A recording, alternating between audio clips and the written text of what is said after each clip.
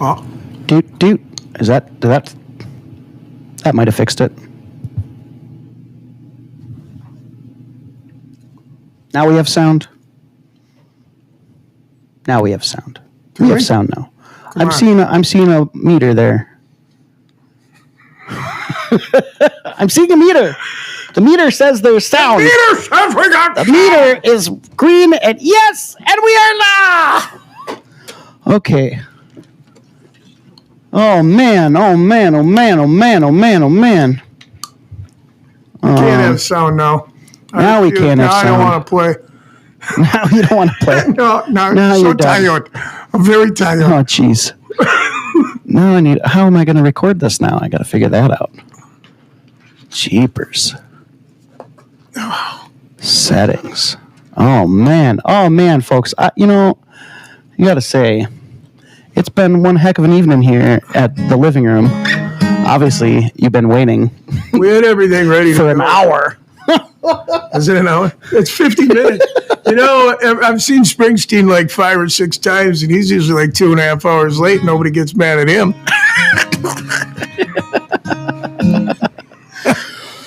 Oh, yeah. Well, So, like I said, the other part of that is just... I know why that happened, but we can't say it on live internet.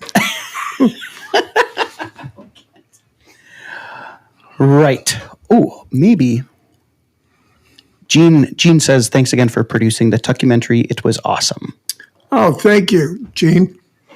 Yeah. It was a pleasure to do so. Now without a little bit of headache, but I was glad to be able to do it.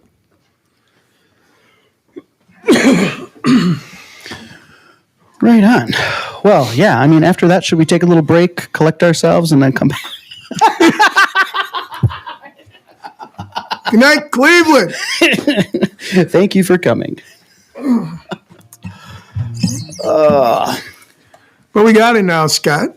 Well, you got it, because, the extent of my help was giggling a lot and going, I don't know, man. I thought we had power there. I thought we were all working. The funny thing, like what you can't see if you're watching us, is everything looks like it's working, and you don't know that it's not working until somebody goes, hey, it ain't working. Yeah. But it looked like it was working. It looked like it was going to work, and then it didn't. Yeah. And then it didn't, and it didn't, and it didn't, and it didn't. I bet a lot of employers say that exact same thing about me. He looked like he was going to work. He looked like a good worker. I thought he was going to work, and then he didn't. Oh, man. Well, they call that persistence, though. I mean, here we are, 7 o'clock at night. Anyway. What else you got to do? What else do we got to do? I got nothing else to do. Well, hey, I want to welcome you to a special edition of the Midwest Music Hour. We're live now from the living room, and you can see it, you can hear it, and we're happy about that. Doug Craning. Hey. Welcome to the living room, Doug. Yeah, there's cameras everywhere. There's cameras everywhere. Hold on, my people. Oh, yeah. We'll get you on that one. I want to thank everybody for talking shit about me while we were down. This is the one time we can't talk back to us. All right. That's all right. You thought that he wouldn't see that, but he did see that. He saw that. It's okay. I'm not mad. Oh, no, I just, thanks for sticking around. Thanks for bearing with us. Obviously, that would have been just, I don't know, kind of whatever it takes type thing. So I'm glad we're up and running. We were just saying, too, when Scott was, you got to give Scott credit. He was busting it to get this to work. But I said, Scott, how many times you been at a gig? You get everything all set up. You go to play your first chord and nothing. You got nothing. And you're like, oh! And you immediately start sweating. Ah! It happens. It's the audio gremlins. They'll get you every time. Oh, yeah. And if it's not them, it's the other ones. It's because the audio gremlins are mad at you for not playing something that them and their friends can dance to. Play something we can dance to, man. Right? You know, like anything like a dance to or something? Well, I mean, it would just go to show. Like I certainly don't fancy myself an expert by any means. Now, granted, we've gotten a lot of experience over the last year, but even then, like, why does OBS not read the audio input?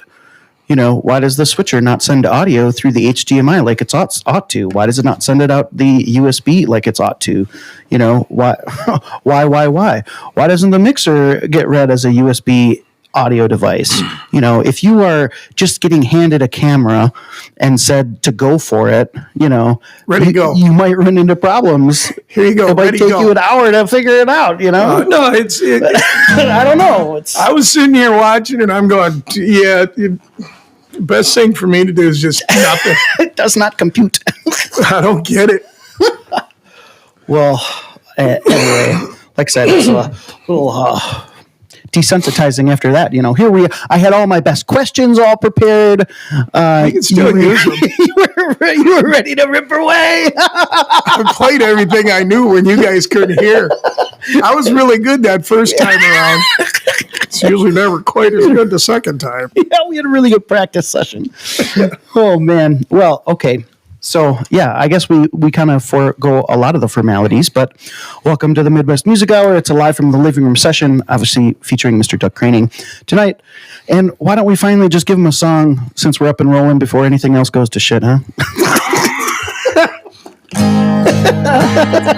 I think that's a damn fine idea, Mr. Kirby. Okay.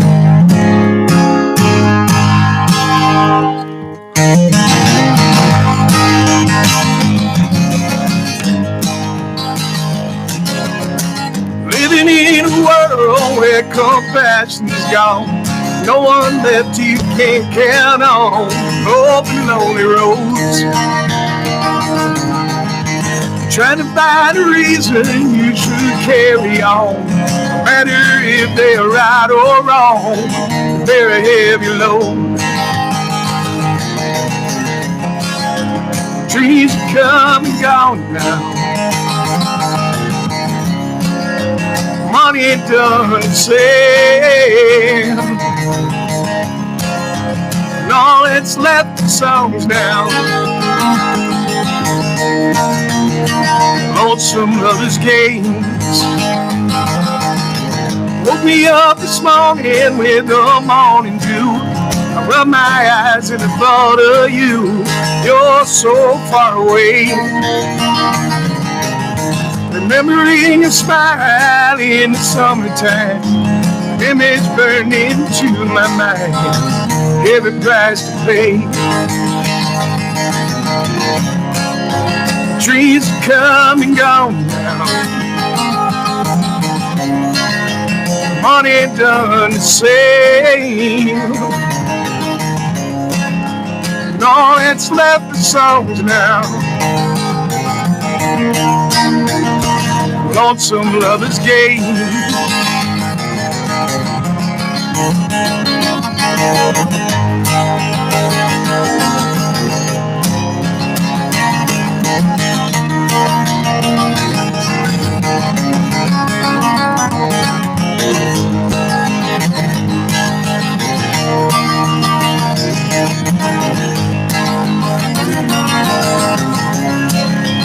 Dreams have come and gone now, money done to sell, and all that's left is songs now. Lonesome lovers' game.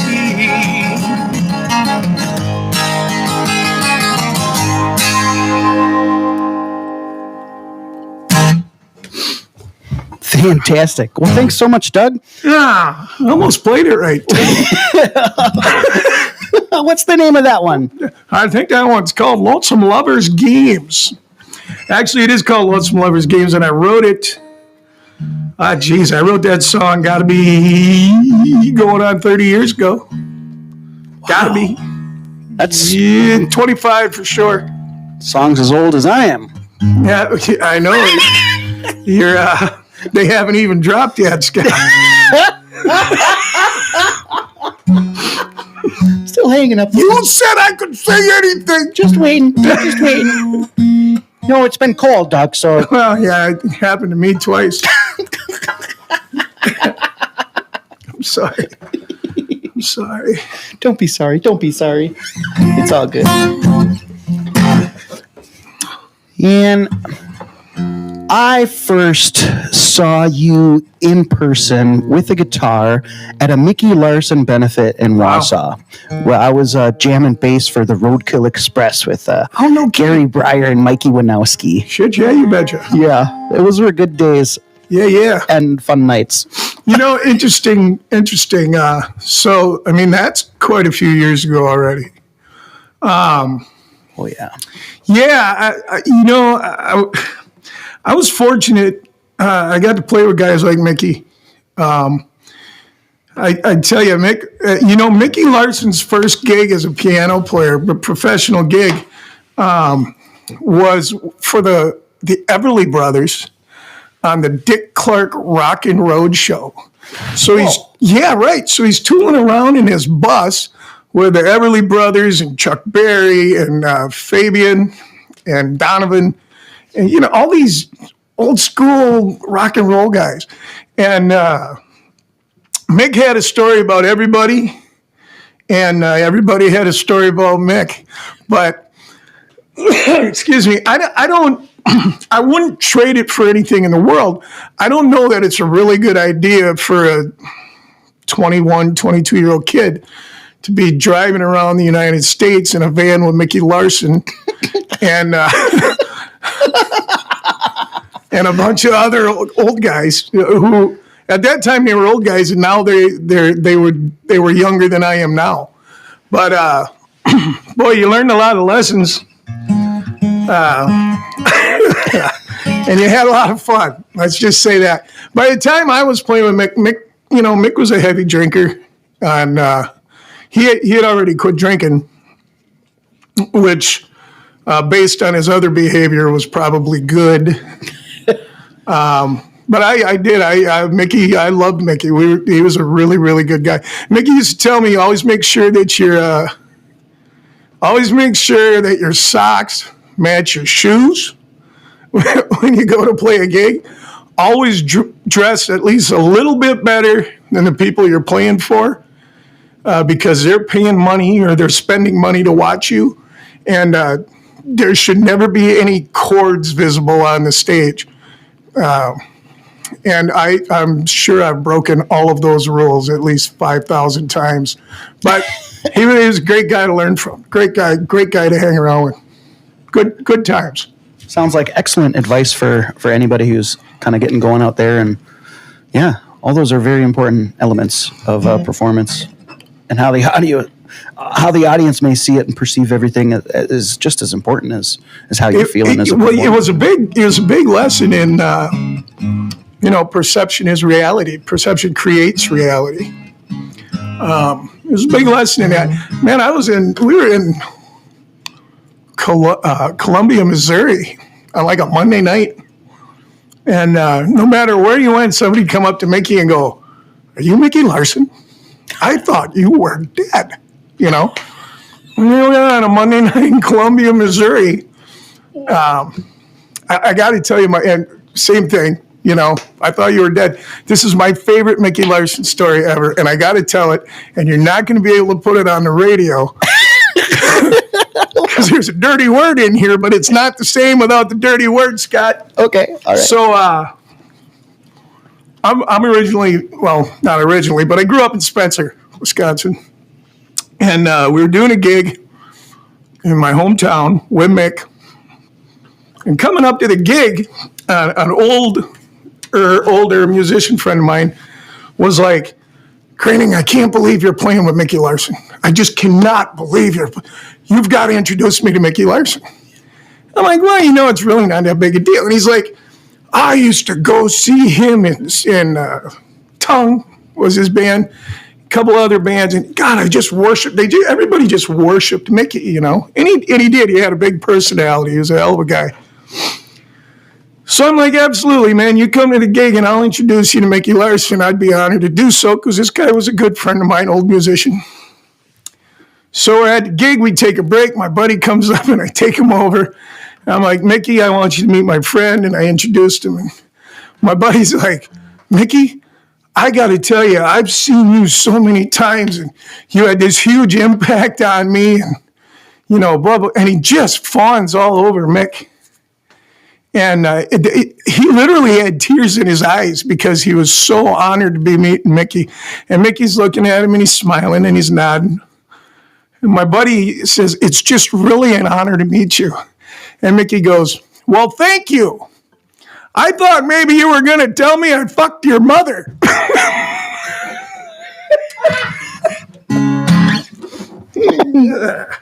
What? I'm like, Mickey, no! Oh, man. But he didn't mean it in a bad way. He was just making light of an uncomfortable situation. Oh, yeah. That's great. You know, I'll probably go bleep that. I'm going to use it anyway. Once I figure out how to snag the audio from tonight's performance, I'll... You don't need that audio. Snag that. Man, so would that have been a Derailers gig? No, that would have been the Mighty Aces. So the Mighty Aces was with Jay Stulo and I. Okay, the guy, and he had some nice shoes, didn't he? Jay always had nice shoes, man. Yeah. Jay is a monster guitar player. You can go look him up on the Face Plant. He's just a monster. Putting out, some incredibly good music. But him and I started the Aces, which was a blues band. And we spent a lot of time in vans. Bad things. Jay learned how to play. I learned bad things. Nice. I'm just saying. It's a true story. Well, as they say, you don't get into music because of your health nut, No, I ain't doing it if I didn't do it for my health. It's a famous Levon Helm quote, I believe. Yeah, I think so. I ain't in it for my health. Yeah. Oh, yeah. Oh, you know what that is? That's that tea that we made. Well, we were kind of busy getting the audio running, Scott. Trying to figure stuff out here. I would offer to fix you a cup, but it's behind you. So yeah. We got time, man. We got plenty of time. Do you want to roll into another tune? Yeah, I'll do another tune. What I did is I don't get to play a lot of these songs that I wrote, and I guess I could. But I spend so much time playing songs that you and your friends can dance to that I don't really get to play these. It's a really weird thing, if you're going to play your own songs, especially I think doing an acoustic gig, you got to kind of sneak them in. You sandwich them in between the songs that you and your friends can dance to, and hopefully, they keep dancing and you're okay. But I just don't play them very much unless I have a captive audience. And since you haven't turned me off yet, I'll play this one.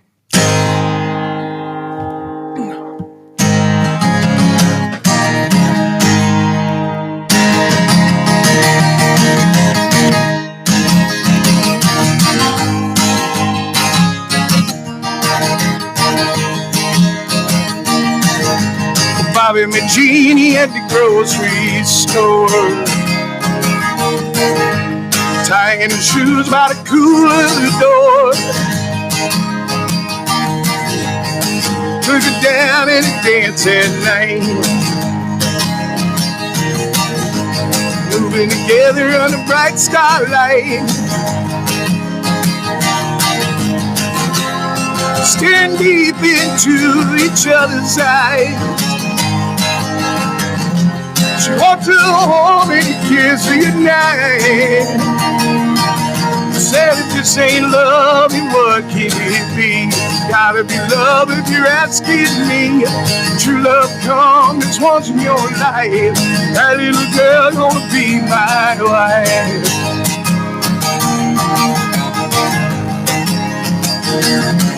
We're spending our summer down in Johnson Bay. Make you love all night, make you love all day. Walking together so close by his side. Well, she dreamed of the day she'd be his bride. Saved his money to buy a ring. All the boys down at the mill could hear him singing. If this ain't love, what can it be? Gotta be love if you're asking me. True love comes once in your life. That little girl gonna be his wife.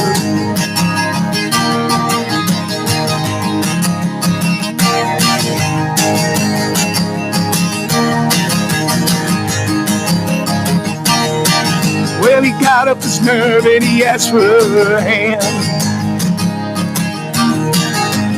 Down on his knees, too nervous to stand. Jeannie said yes, and she started to cry. Well, she told him she loved him and then told him why. She said, if this ain't love, then what can it be? Gotta be love if you're asking me. True love comes once in your life. That little girl gonna be his wife.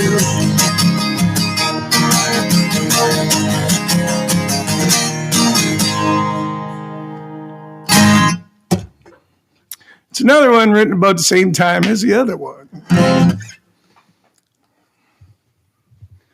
Nice. Yeah, I think, a lot of times people get into playing music and,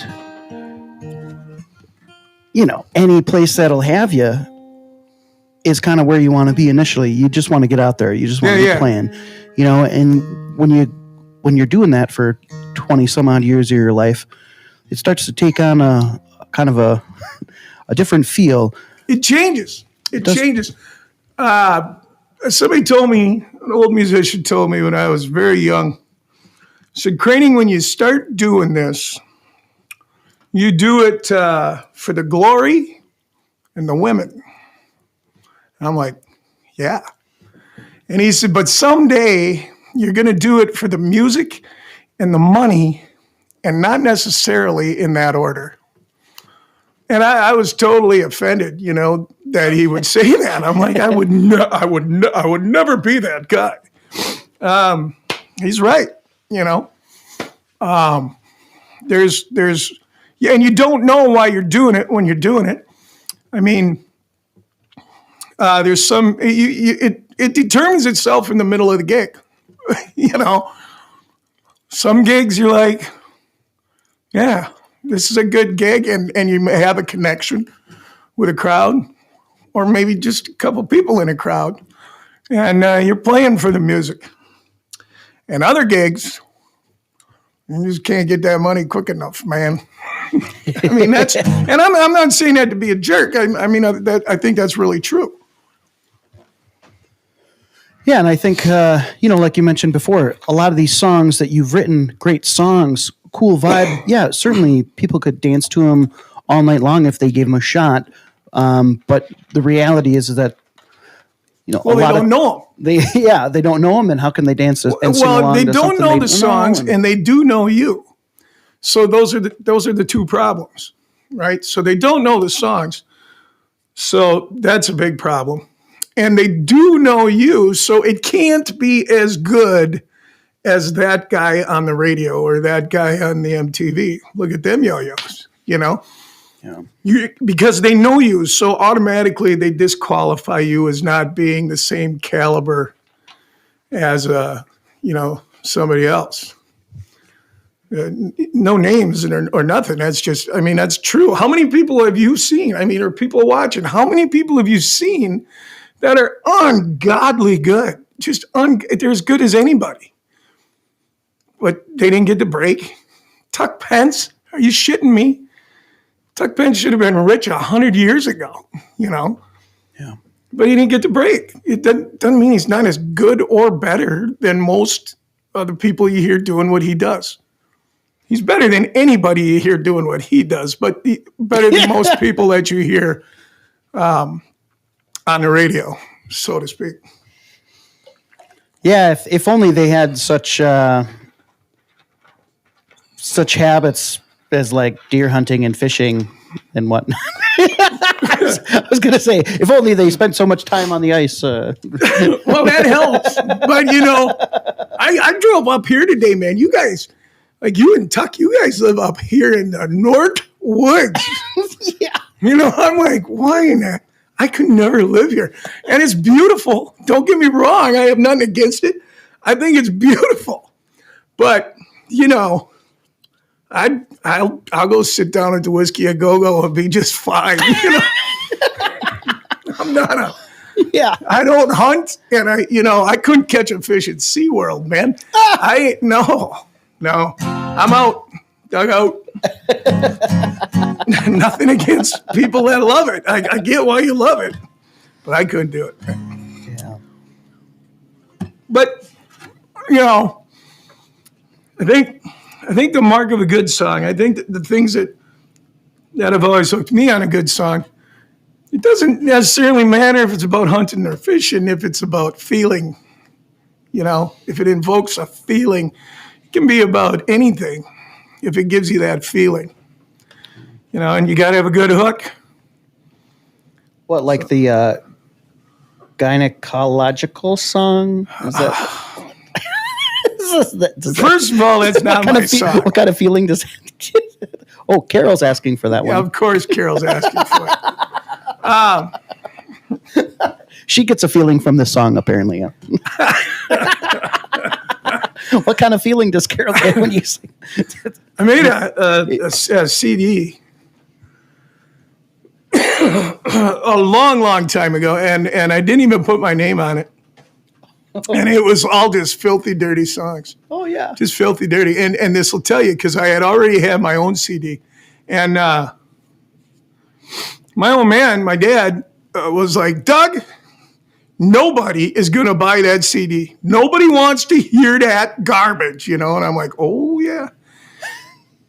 Dude, I would take 50 of those things to a gig, and I would sell every one of them at $10 a throw, I could not sell enough of them.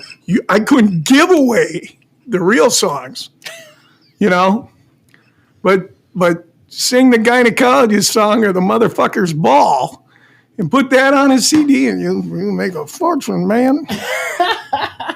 True story. I ain't lying. Oh, the gimmick. It's the gimmick. Dave Drevis always says you got to have a gimmick. Got to have a gimmick song. You kind of do. You kind of do. It doesn't hurt. Yeah. Well, something for all occasions. You kind of you want to be prepared for anything up there, right? Yeah. Well, if you ever need a gynecologist song, Kirby, let me know. I'll hook you up. I know a guy. Well, I look forward to exploring that. No, you don't. Don't shit yourself, Scott. You don't. Hey, I tell you what, I just want to talk about something real quick here, if you don't mind. Not at all, absolutely. Because I think it's important. And so I have a friend who I've known a long time. And we've never been like really close friends, but we've been acquaintances and we know each other. And a real good guitar player. And honestly, just like a really, really nice guy. Just a super nice guy. And a while back, he found out, or his family found out, that his daughter, who's 18 years old, had cancer,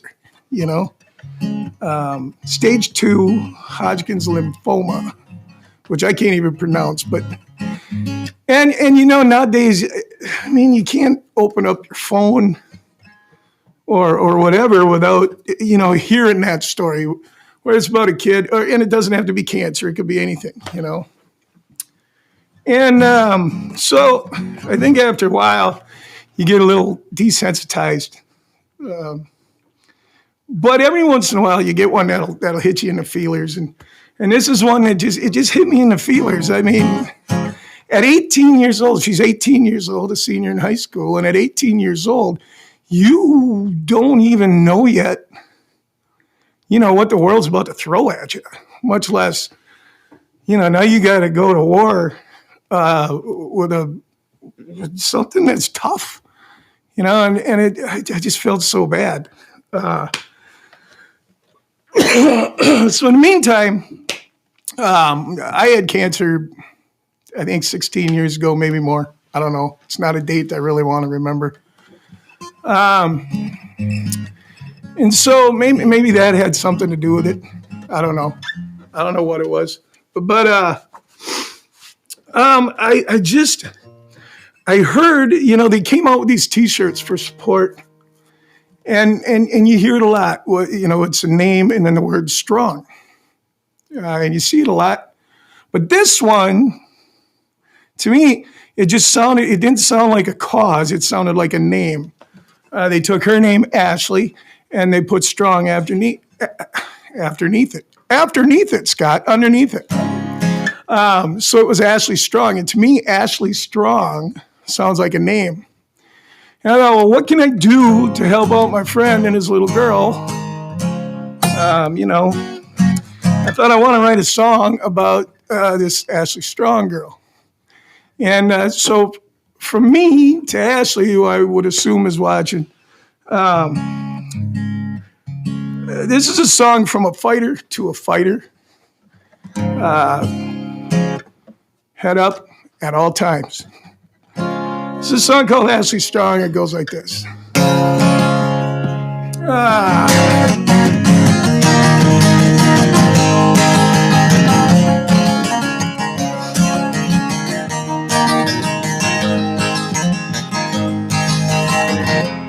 Take our lessons as they give them. We try and fail and try again. Push and shove, life and love, supplies the pleasures and the pains. And if by chance and not for wisdom, a harsh reminder comes away. Little girl in a great big world, fighting battles every day. Keep your humor and your hunger. Keep on pushing for the prize. Stand up tall and face the thunder. Oh, Ashley's strong, though the road is long.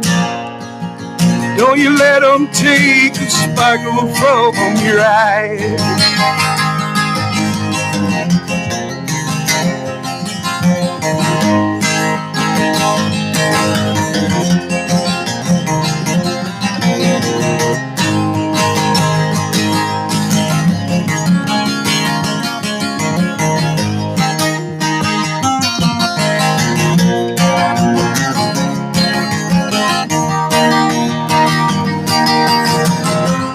Every minute, all that matters is family, friends, and state of mind.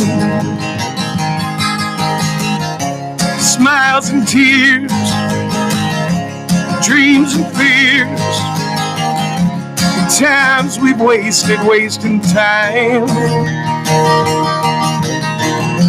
So take this lesson as it's given. Pain and struggle come along. One little girl take on the world with a warrior heart like Ashley Strong. So keep your humor and your hunger. Keep on pushing for the prize. Stand up tall and face the thunder. Oh, Ashley Strong.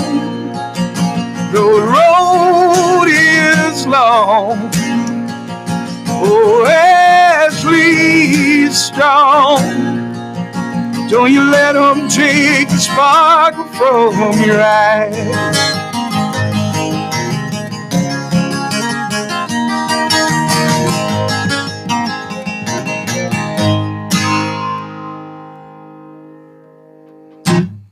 There you be.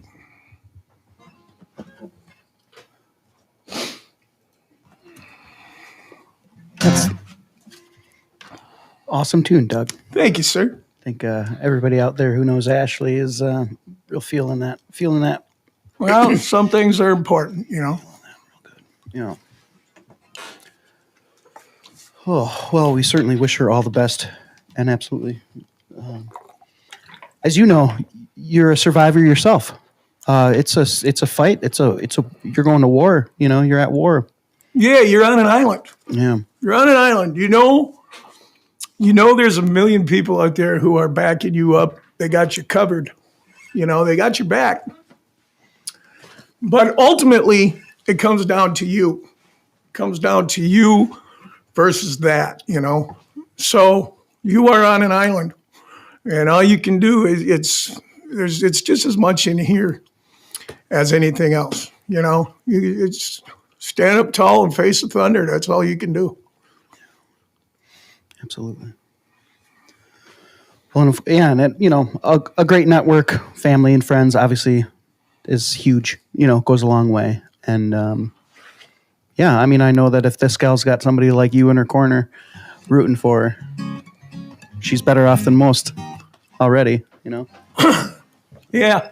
Well, and I mean, I guess the advantage is the age. You know, when you're 18 years old, that's a hell of a lot different than when you're 52 years old. So, yeah, I you know, I got it covered like a blanket.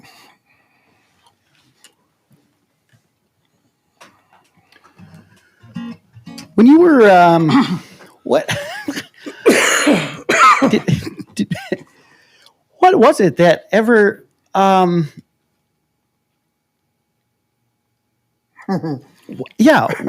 what was it that made you want to pick up guitar? Oh, geez. You know, my parents listened to music a lot.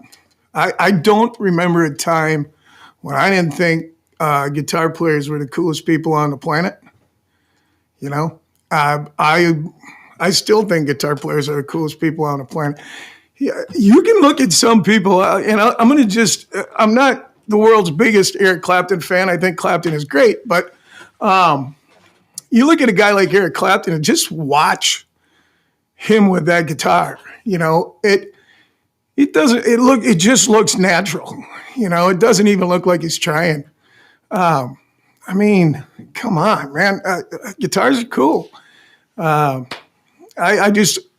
Guitar to me was the only instrument I ever really wanted to play. I got a little older and I wanted to learn to play the piano till I realized how hard it was. You know, like, maybe I don't want to play the piano.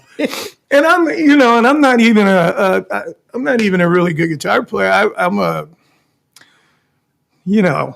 okay guitar player, but I wanted to be a campfire guitar player, you know, but I also wanted to get out and sing in front of people. Well, you got some of them Tuck Pence licks down for that. I should. I recall, you know, last year when you put that documentary together. Yeah. And I remember just watching that thinking, man, Doug is like getting them Tuck licks. Oh, man. Go Doug. Let me tell you what. Those are not easy. I had a girlfriend for a long time, and she had never seen Tuck. She had seen me play, 1,000 times, whatever. And I was talking about Tuck. I got to take you to see Tuck. I got to take you to see Tuck. I take her to see Tuck, and about 35 seconds into the first song, this guy can play guitar. She looks at me. Yeah, right. He ain't so bad. She turns around. She looks at me and she goes, "Really, Doug? Really, Doug?" I'm like, "I can't help it. That's how I learned to play." And it is literally how I learned to play. Tuck would play in Marshfield every other Thursday and every other Friday at the same place. So he'd play Thursday this week, Friday next week, Thursday next week, Friday next week. And I was there every other Thursday and every other Friday, and I'm 20, maybe 20. I don't really remember, but I would take a tape recorder. This is no bullshit, man. Not a bootleg, a pocket? I would bootleg it. I would stick it in my pocket, and it had a little red light on it, and I'd cover that some bitch up. And I'd go, it'd be like, "Hi, Tuck. Do you think you can play Moon Dance?" You kind of lean in.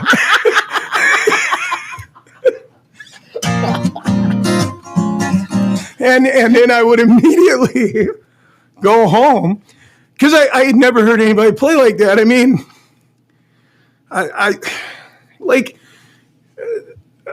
a lot of the same music that Tuck likes, but we draw from completely different influences, So all this, all that.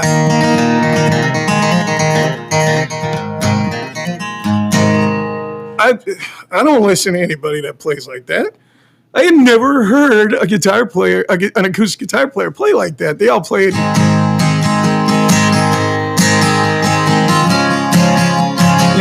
So I see this guy and he's going.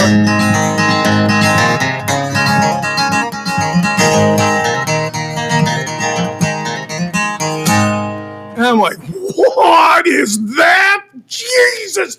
So, like in the documentary, I talk about my head just exploded. I mean, it literally, I was just like, "What is this? What is that?" To me, it sounded like 2 or 3 guitars playing at the same time. And I mean, it floored me, man. And so people go, "Well, did you teach yourself how to play guitar?" And I go, "Well, up to a point." And then Tuck Pence taught me how to play guitar. Now, Tuck never knew he taught me how to play guitar, but that's how I learned how to play, by listening to Tuck. I got no problem with it. Even now,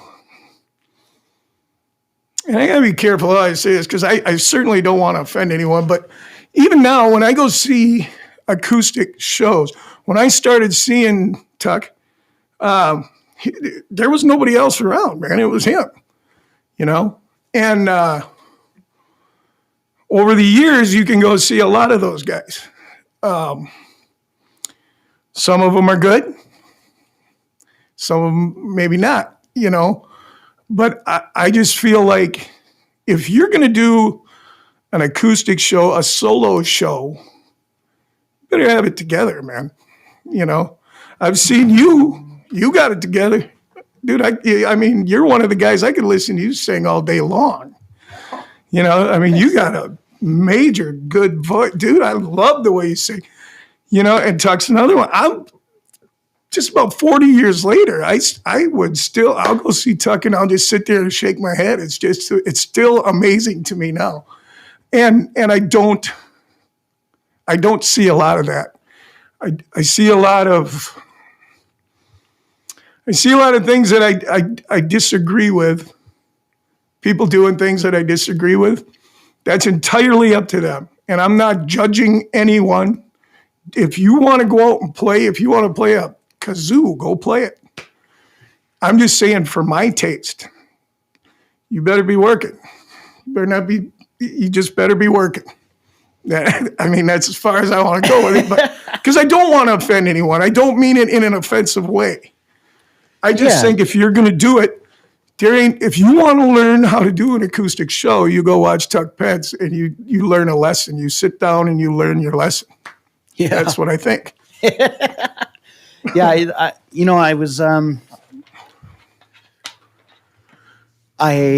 think I said something about how inspired is the performance or how much does it inspire me? Yeah. Kind of on the same line there. You as a musician, as a guy with your history, you're going in to a live music venue with a totally different, everything. And like you're saying, it kind of makes it difficult maybe sometimes because you go out and you hear stuff and maybe, whatever, everybody has their good days, bad days, whatever it may be. But yeah, if a person maybe isn't just oozing authenticity, or if they're so far disconnected, if you sense like what you think might be disconnection with the songs that they're doing, or whatever it may be, it could be a shtick.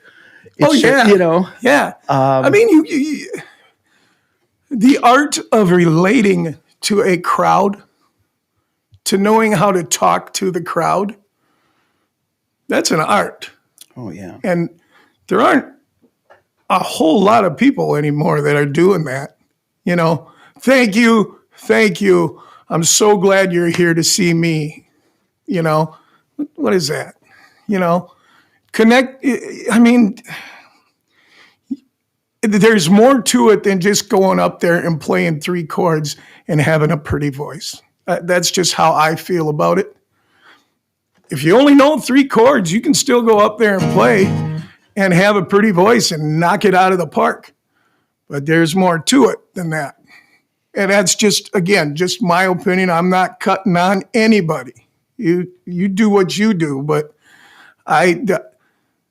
because of how I learned to do what I do, I have an expectation when I go see someone else do it. Absolutely. And sometimes it does. It makes it like less enjoyable to go out. Sometimes, other times you're like really surprised at what's going on, and it's a good surprise, not a Right. Well, and you will. I mean, I guarantee you've seen people who are probably not very good, but you really, really like them. Yeah. Okay. And then you've seen other people who are really good and they honk. Yeah. And we've all seen it. Yeah. Now, the difference is they both play Brown Eyed Girl. And I don't mean that in any other way other than the law is if you play the songs that people know, you get hired. Doesn't matter if you play them good. It doesn't matter if you play them right. Sha-la-la-la-la-la-la-la-la-la-la. As long as you can do that, you'll get hired. I mean, honestly. Up on the tables dancing they were. Yeah, you are the best. I love that song. Yeah. Play it again. Blue-eyed girl. Oh. What about the green-eyed lady? Yeah, right. And that's fine. And it's great that people love that song. But Scott has, I have, Tuck has.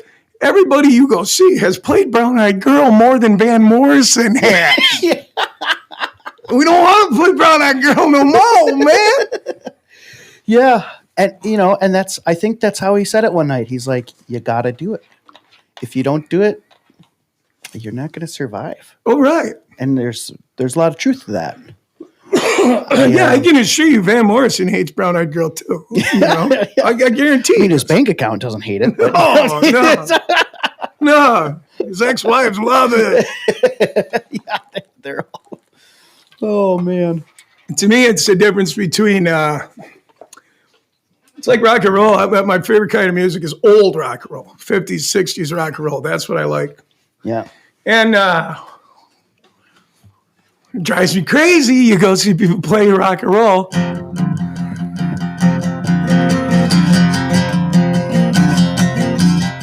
Right? And that sounds okay. But that ain't rock and roll. That's rock and roll. Right? What is that?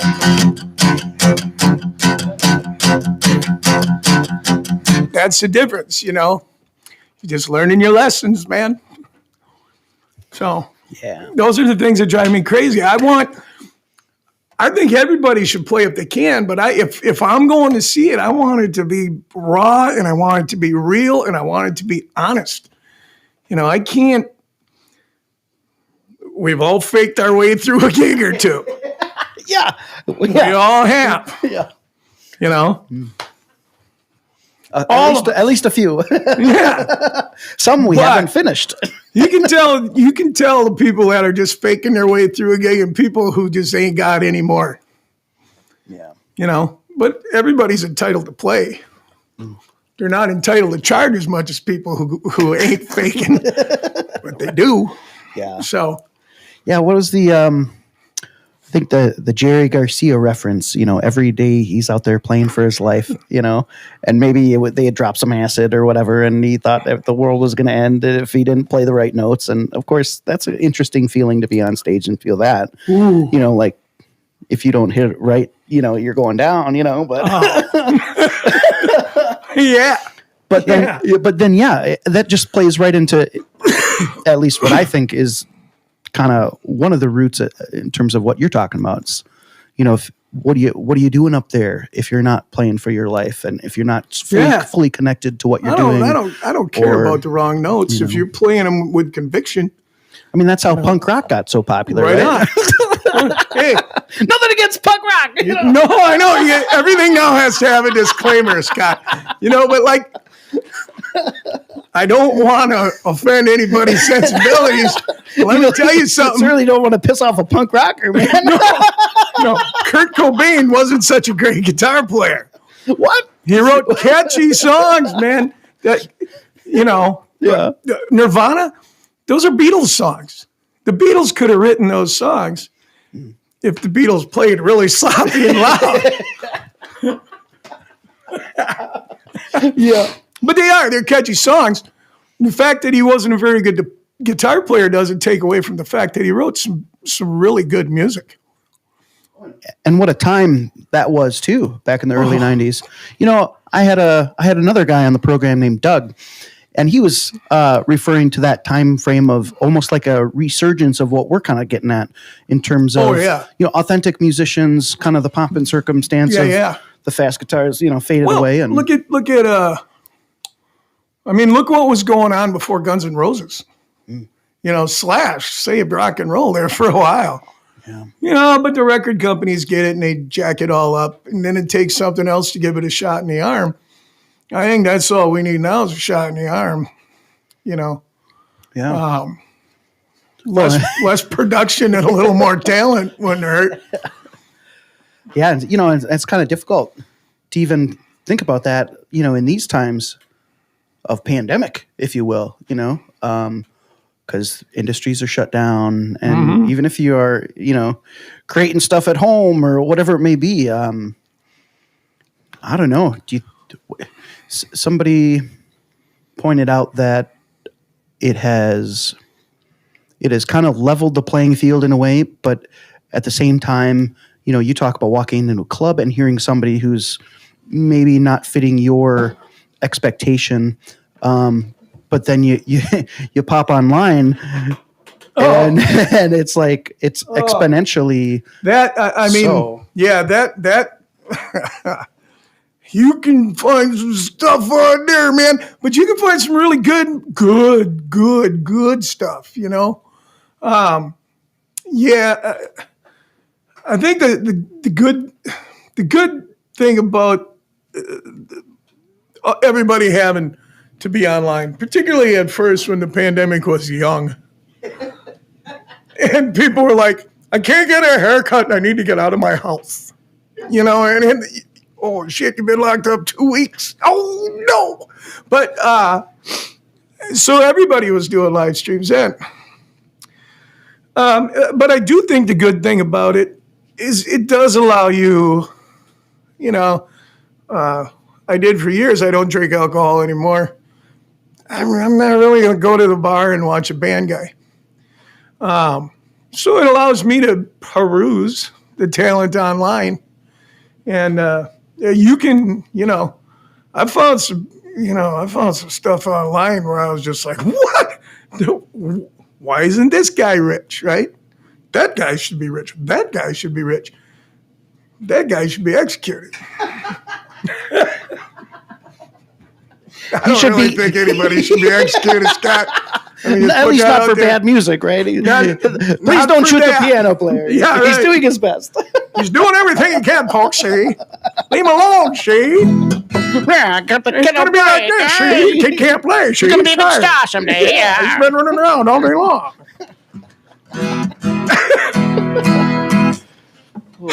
What you queuing up there, Doug? Well, I'll tell you what, I would like to play this one. So, I got a recording studio into my house.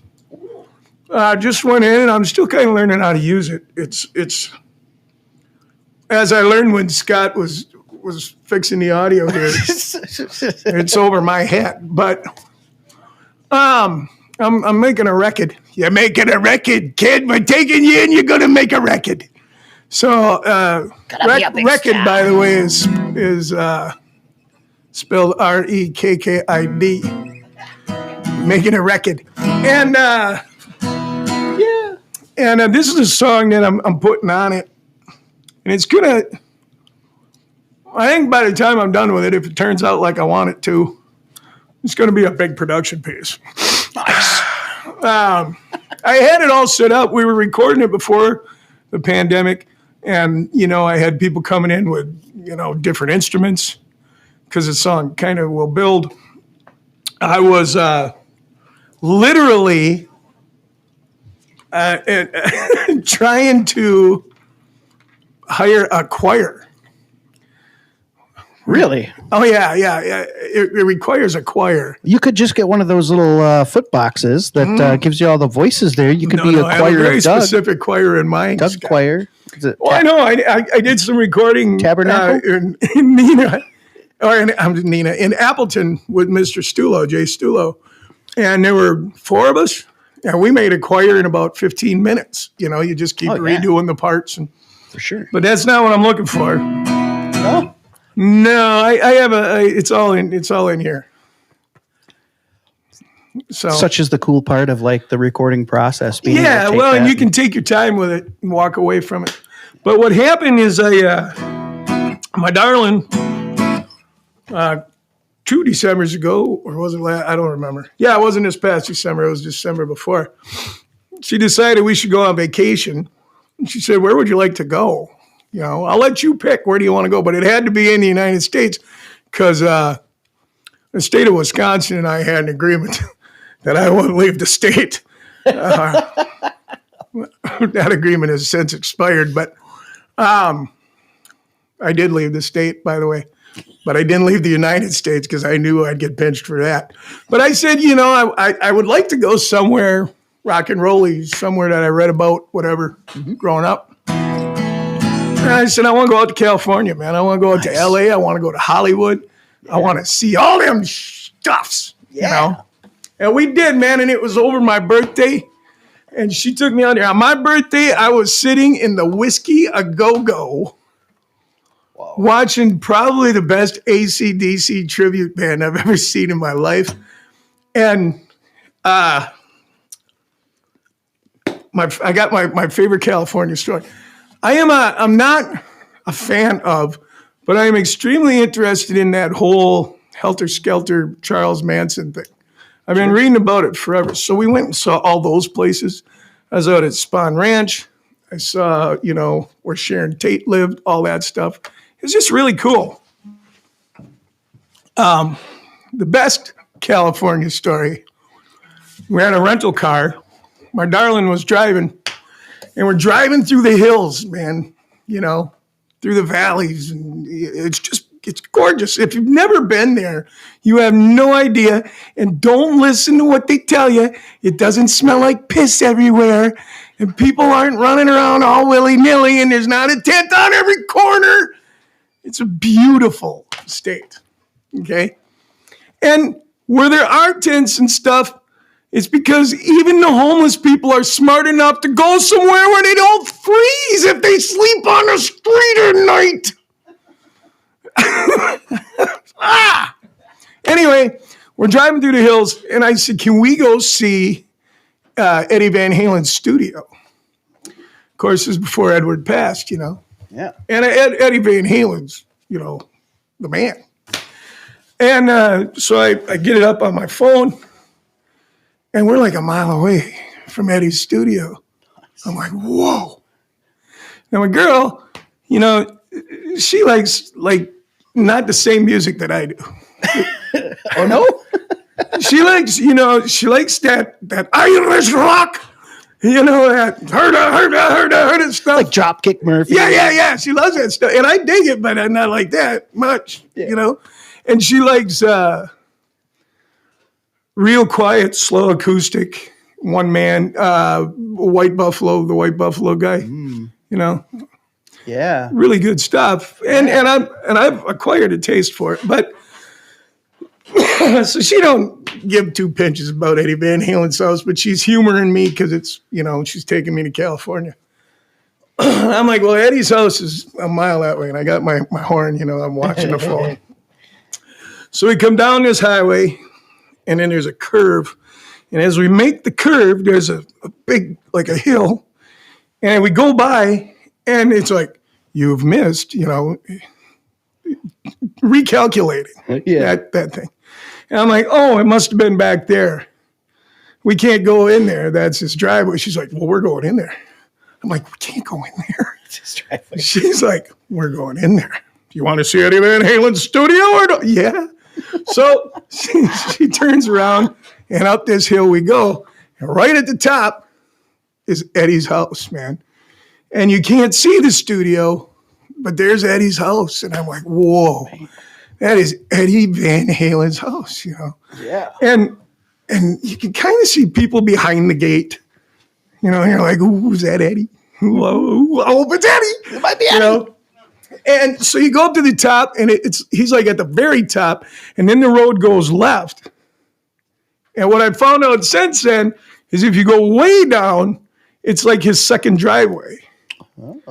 He owns everything on that road except for one house. So you get to Eddie's gate, and you go left, and then very shortly past there's a little turn in to this other house. But the gate is really, really close to the road. So you can get in there, but just barely. And then the road is about a car wide. Right? Yeah. So we're in a rental car, and we go by Eddie's house. And my darling, she's like, oh my God, his gate's opening. And I'm in the passenger seat. I'm like, what? And I'm looking out the back, and we're whispering because we can't get caught. We're pulling a sneaker. Yeah. And she goes to turn around, and she pulls in that little driveway. Well, you can't go far enough ahead, to swing your ass in back out and come back toward Eddie's house. Oh, yeah. So, and the road is so narrow. So she does like a, and we're watching, and she's like, who's that? Who's that? I'm like, I don't know who it is. It might be Wolfgang's girlfriend. I don't know. And it's this little blonde girl. And in the meantime, my darling's doing the 32-point Austin Powers turn. That's like how Tuck gets unstuck from a snowbank.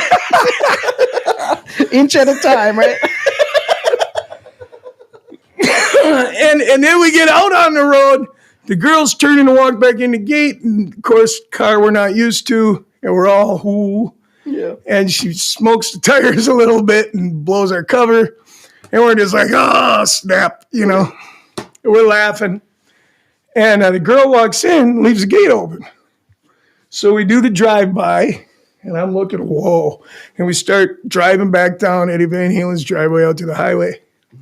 And because we're laughing and feeling like a couple of dummies, she's like in the middle of this 1.5 car road. Yeah. And we get down to the stop sign, and we're talking about it. We're laughing. And we got to go left out onto the highway. And this little red car pulls off of the highway. And it's Eddie. Pulls in the driveway, and he's half in the grass. You're blocking the road. And he pulls right up to her window. He's like, get out of the way. Like right up to her window. And she's like, oh, and windows are up because it's California. You got your AC on. Yeah. And he pulls up and he's like, and a big smile and he waves. And I'm like, oh! And she's like, oh, he was nice. And he pulls up into the driveway and the gate's closed. And I'm like, that was Eddie Van Halen. Oh, was it? So I get out the Google, that was Eddie Van Halen. So now she tells everybody about the time we hung out with Eddie Van Halen. That is awesome. Oh, man. So anyway, this is one of the songs, and I didn't intentionally write this song about California. I wrote the music part, and it just, it kind of sounded like California to me. And if I do write a song, which I try not to very often because it causes me anxiety, but if I do, I just play it and then I just kind of sing syllables and words and whatever comes out, and sometimes they stick. And this one just happened to stick. This is called California. And it goes like this, I hope.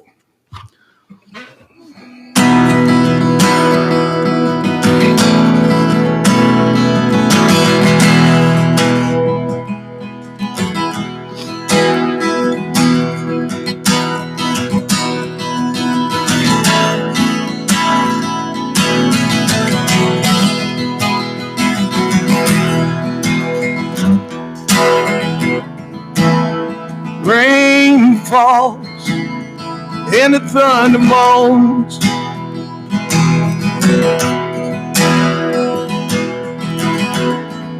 Snow flies and the cold winds blow.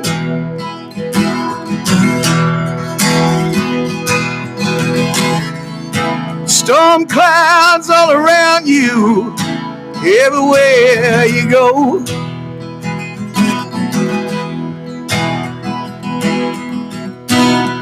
Looking for a sacred refuge to rest a weary soul.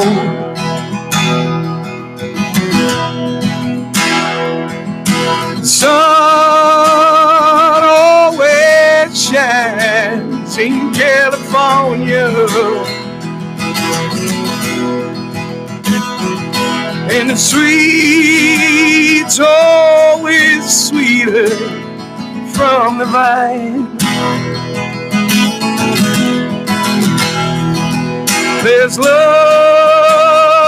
all around in California. California on my mind.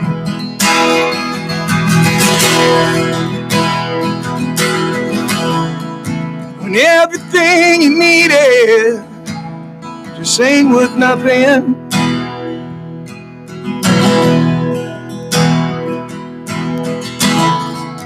Tomorrow ain't as good as yesterday.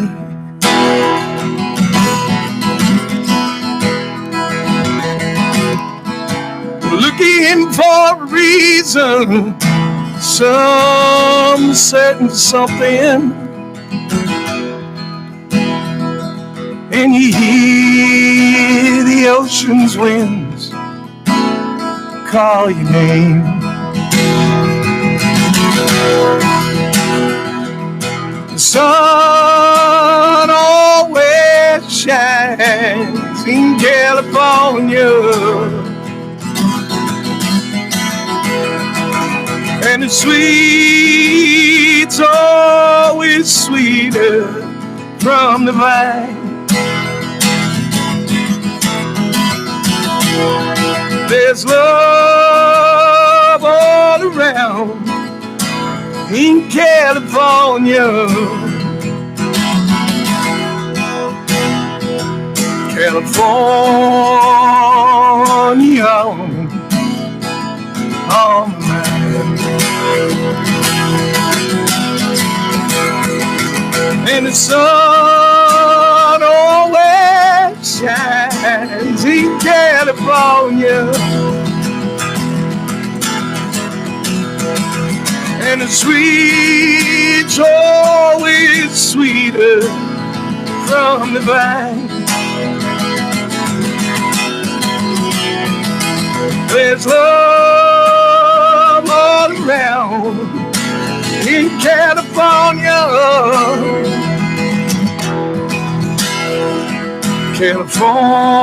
California on my mind.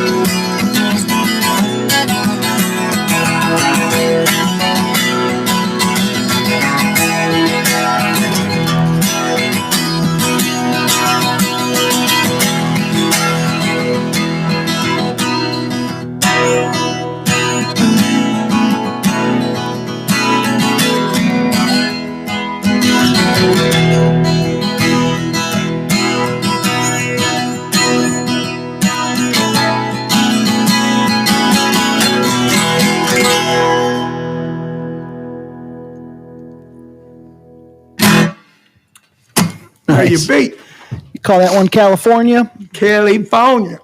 Beautiful. And that does definitely remind me of California when I hear your story about Eddie Van Halen. Oh, dude, it was Listen to so that fun. progression. It was so cool. Yeah. It was so cool. Yeah, we're going back out. Going back out, and I think August. Nice. Ultimately, I'll end up out there. I mean, it's just you know, not because it's California. Just it's one of those things where you get somewhere, and I was just like, oh yeah. This is. I've been here before. Yeah. You know, I was here before, and I really liked it, and I'm coming back. So sooner or later, good Lord willing, and the creek don't rise, Scott. Good Lord willing, and the creek don't rise, my friend. I'm going to California. Going to California. I don't care what anybody says. I mean, shop wise, open e tuning, demodal. That is what do you that is an open D tuning, Okay. but I capo it to be an E. Oh, sure. I don't know why. I think because when I wrote it, I don't think I even realized I was an open D. I think I was just fooling around, Oh yeah. Just one of those. I was probably putting strings on or something, Sure. and I just happened to find that chord progression. Right on. When I was sending it out, and I never stopped to learn what key it was in. I just knew how it went, and I recorded it on my phone. And I sent it to an accordion player. I'm like, I really need just like this droning accordion in this end part, blah, blah, blah. She's like, what key is it in? I guess I don't know the answer to that. Well, you got all of them. Just play Yeah, something. there's only 12 notes. It's bound to be one of them. Yeah. But yeah, it is in the key of E. There's, 3.5 chords in it, but it's a pretty song, man. Yeah, it certainly is. Yeah, I was going to say that it's if you were to play open E, then you'd have to go up and up. Yeah. And instead you get to go down and then capo. And it probably saves your strings a lot of Yeah, I mean, and the guitar tension. I tried playing it just in E, and I don't like, the voicings are different. Yeah. So I don't like the way those sound. There was just something about that tuning with the capo there, and the way the notes sounded to me that I liked. Yeah. Yeah. You know? The great thing about the capo is when you can move it anywhere and find that Dude. the resonance. The beauty of the capo is that you can play everything in the key of G, man. I mean, Right. That's why they call it. that's where all those notes are. That's all in the key of G. Yeah. So let's just play it in G. You put me in the key of A, I'm not so good. Unless I have a capo. Unless you're got a capo. Yeah. Right. Well, speaking of guitars too, let's talk about this Takamine that you got right there because you got a bunch of signatures on it. Yeah, That's I bought pretty this cool. in 98. Whoa. 98, brand new. long while you ago. can see if I hit the light just there. She's all cracked to hell. Oh yeah. I bought it brand new the day it hit the floor. Whoa. And I mean, matter of fact, I was thinking about it, I think last night, because I don't even take it out of the case very much. I am extremely fond of this guitar. And I mean, it's just got this big, it's just a big sounding guitar. That's a higher end Takamine. Mm-hmm. And it doesn't, it just doesn't ring like this thing. And it's from years and years of gigs and smoke and drinks and songs. And what that does is it vibrates the wood. A lot of companies now they have these machines that they stick these guitars in, and it vibrates that wood, and it actually changes the way the instrument sounds. So if you have an old instrument that's been played a lot, it will always be louder. It will always sound better. If you take a Martin, brand new Martin sounds like garbage. But play it for 10, 15, 20 years, and now it sounds like a Martin. It's why the old Martins are worth so much, because they sound so good. Anyway, I bought this, and, as hard as it might be to believe, Scott, I used to drink a lot. So I didn't take real good care of it, but I bet you, without exaggeration, I bet I did 1,000 jobs on this guitar. Well, sure. And It's only 5 years worth. yeah, if you're playing your cards right, son. And in the meantime, I was having people sign it. So it originally started out as just like my favorite songwriters. John Prine, Steve Earle, Lyle Lovett, Joe Ely, Guy Clark, John Hyatt, this is Chris Christopherson, who I have no problem saying I think is the finest songwriter that has ever walked the planet. Wow. That guy writes 3-minute movies. You close your eyes and you can see what he's singing, which is brilliant. This is actually, I went to get Willie Nelson to sign it. And I ran into Paul English, who was Willie's drummer forever. He's passed away now. But there's a song, at the airport in Atlanta, they refused to let us board the plane at all. Me and Paul. And this is the Paul. Wow. And then this is Stephen Stills of Crosby, Stills, and Nash, which someday I will tell you a wonderful story about getting Stephen Stills to sign your Takamine. Yeah. My brother has it on tape. Really? And at some point through that whole thing, my brother goes, before he started taping, he goes, Doug, please, Doug, don't knock out Stephen Stills. Please don't hit Stephen Stills. And I didn't have to hit Stephen Stills, but he was a jerk. He was just a jerk. I still really think Helplessly Hoping's a doggone fine song, or a Treetop Flyer or any of that. I mean, dude. So I really like Stephen Stills, and I just think he's a jerk, but I got him to sign my action. He didn't sign one other autograph that night, so I felt pretty lucky after. Dang. But yeah, in the meantime, it's cracking. You can push on different parts. and they move. I wish it was in better shape now, but it's got the old digital preamp, which is terrible. Yeah, that's that. I showed this guitar. Yeah, where were we at? Yeah, there it is. Oh, darn it. There it is. Which way am I going?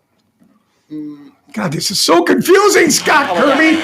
There it is. We'll put that there. And that, I mean, it's got reverb, built-in reverb, and an EQ and all this stuff. Jeez. A friend of ours said, you know the problem with that guitar? Sounds like everything except the guitar because of that stupid preamp. Oh, really? Yeah, and he's right. Oh, man. Yeah, I don't like the preamp, but... Would Tuck say that? He's also the one who said, you want a preamp? Get that one with the 3 sliders, the brown one. Yeah. And I finally bought, not too long ago, I found an 89 or 87 Talk. The original, whatever it is, the EF, whatever, 314 or something. The legendary one, the Time guitar. Oh, okay. Sure. The Time guitar. And I got it for $300. Cool. Somebody didn't know what they had.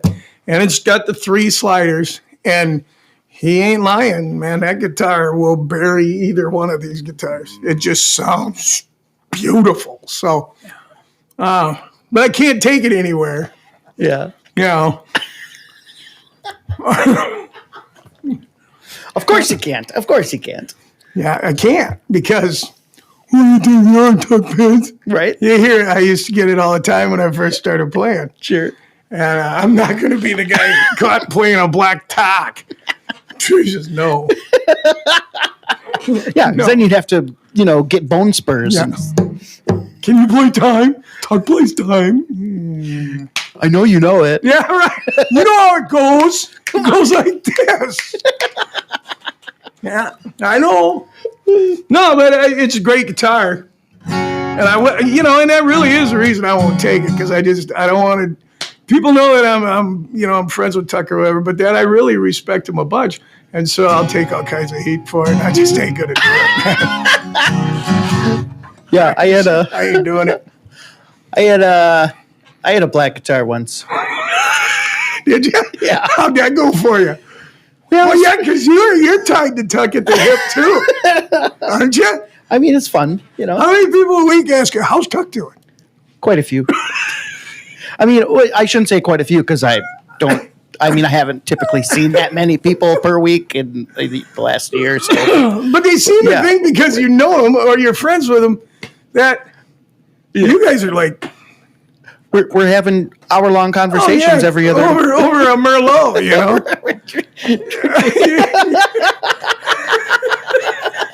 Yeah, exactly. Drinking Merlot, we're discussing the finer things of life, let me tell you this story about this time I played down in Baraboo.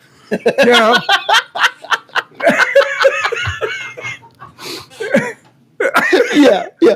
I mean, I get it, because I get it all the time, and I mean, I'm friends with Tuck, but we've never been like really close friends. We're just friends, I hold him in high regard.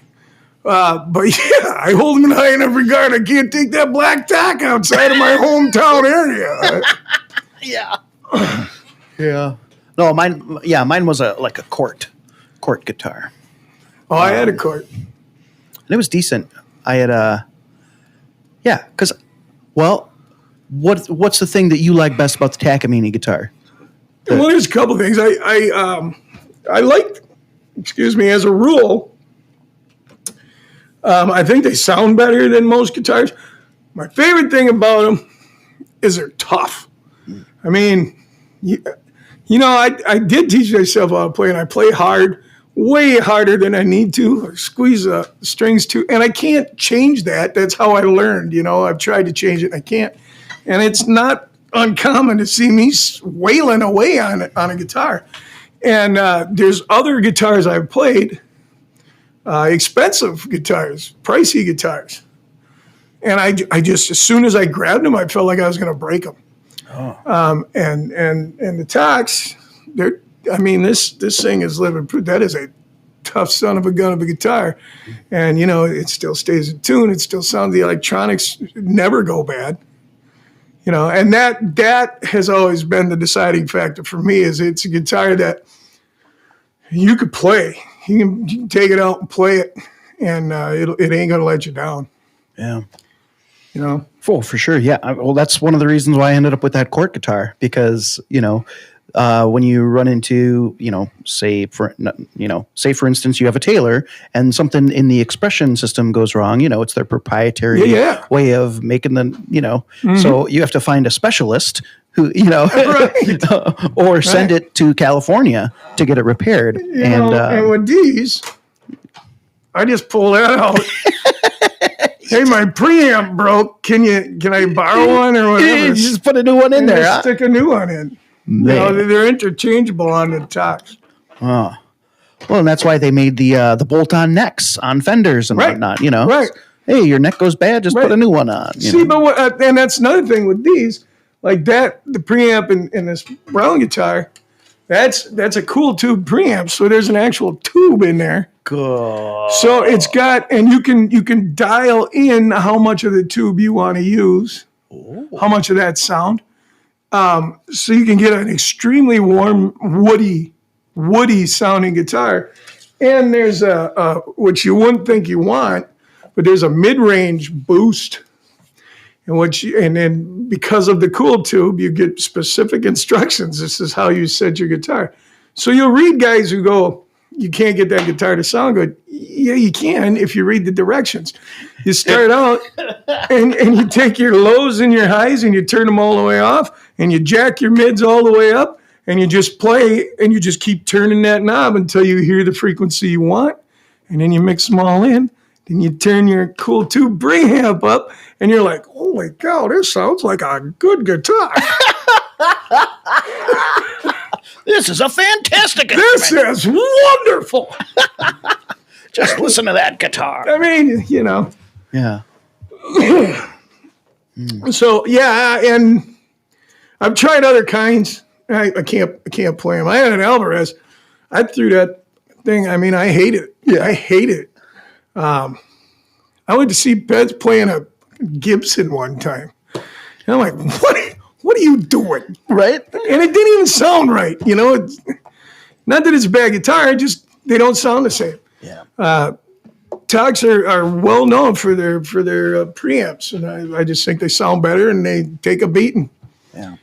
I'm not even going to say that one. Never mind. Well, it's important when you're doing 200 shows a year. Yeah. You got to have a reliable tool for the job. Absolutely. And that's absolutely. I mean, and people don't want to spend money on gear. I don't like spending money on gear. I like buying gear, but I don't like how much it costs. But the thing is, so you pay X amount of dollars for that guitar, but you're making money off of that guitar. right. If that's how you're making money, I think you owe it to yourself to, one, make your job as easy as possible by having a playable instrument. Right. And two, do anything you can do to help, give people a reason to come and see you. Yeah. And if your guitar sounds like cats fornicating,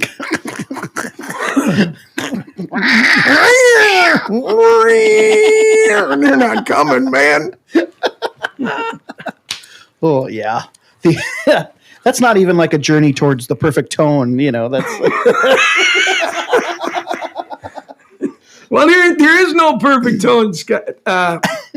The perfect tone is the one that's in your head, and you'll never find it. Yeah.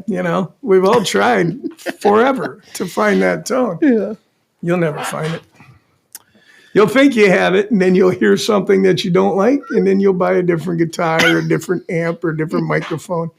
Yeah. So unless you're paying $7,000 for a Telefunken microphone, you kind of at the mercy of what you can afford. Yeah. Well, in that way, a Takamine almost seems like an SM58. It's durable and it's going to take a bullet and keep working. You could rob a bank with a 58, dude. You